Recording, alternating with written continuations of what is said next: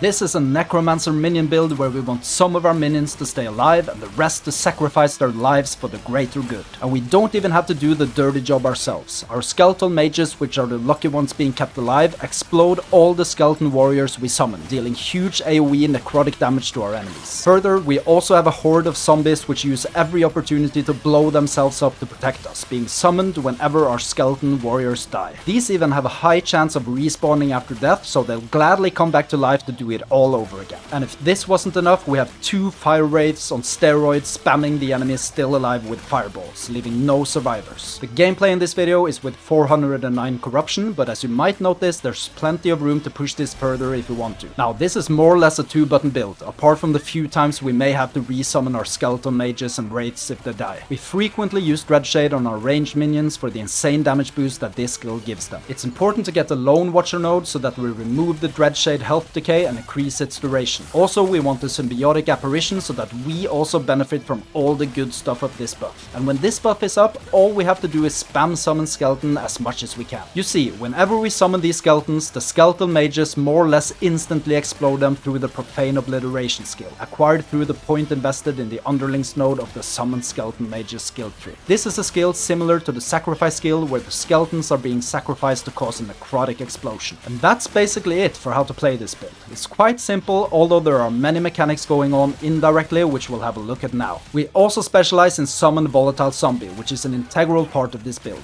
One zombie has a 30% chance to be summoned every time a minion dies through the Awakening Presence node, and since we have several minions dying each second, they will be summoned quite frequently. It's important to spec in as much movement speed as possible for the zombies so that they quickly get up close to the enemies to explode and do damage. And whenever these zombies die, they have a good chance to respawn again a second after, which maintains our zombie army without us doing anything. This is achieved through the cycle of putrescence ring, which we have 2 of. This gives us a 100% chance divided on our total number of zombies to spawn new ones. Since we have 2 rings, this chance is doubled, meaning that if a zombie dies, if we have 4 alive zombies, we have a 50% chance to respawn it again. If we have 2 zombies when it dies, it has a 100% chance to respawn. And since this ring also gives us war decay threshold, increased minion spell damage and minion fire resistance, this is a very good ring for our build in addition to the zombie resurrection chance. It also gives us necrotic resistance, which in turn boosts our war decay threshold and ward per second, which we'll have a look at later in this video. As for our wraiths, the most crucial thing is to spec into the flame wraith node for 22% chance to summon a flame wraith casting fireballs. We further increase this chance with our idol, boosting our chance with an additional 47%.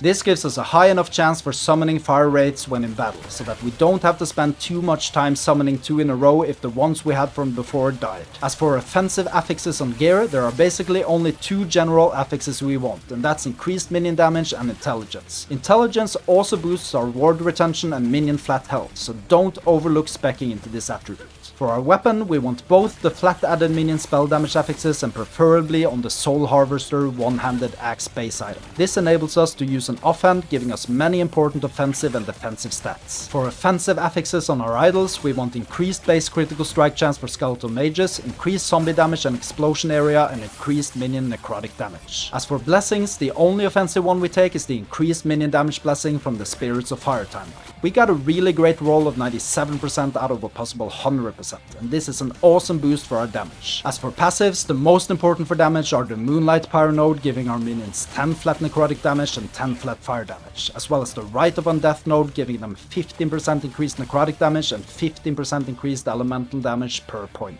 These are 2 insane passive nodes to boost the damage for this build. Now, if you enjoyed this video so far, make sure to hit the like and subscribe buttons to support me making future videos like this. I would highly appreciate your support.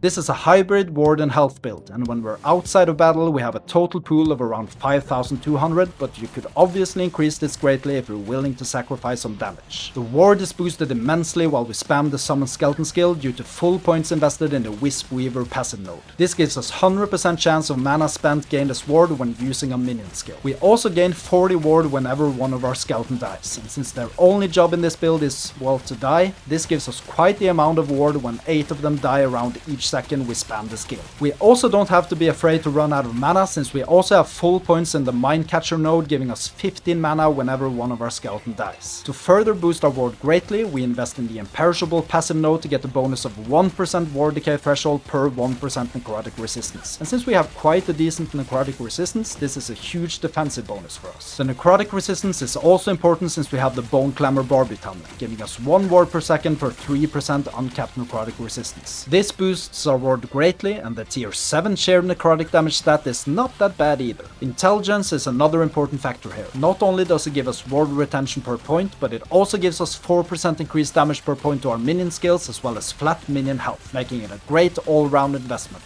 As for our resistances, they're all quite good, but the cold resistance could ideally be a bit higher. The armor is a bit low for my liking. It could ideally be at least 1500, but obviously that would be a trade-off you'd most likely have to substitute for damage. For instance, you could go for the flat armor blessing from the Spirits of Fire timeline, but that would make us lose 97% increased minion damage, which is an awesome blessing for this build. It's up to you to make these choices based on if you play softcore versus hardcore, and as you push higher and higher corruption. As for the movement speed, I have sacrificed some for more intelligence, better defenses, and minion damage experimental affix, but you could also use boots like the Terrace Path or Advent of the Erased with a legendary movement speed affix to boost the speed of this build. It depends on what you prefer. For defensive stats on idols, increased health and ward retention is king, so make sure to include some of those along the damage boosting ones. Our critical strike avoidance is mostly based on the blessing from the Emperor of Corpses, but you should try to add 1 or 2 affixes on your gear as well to boost it even further.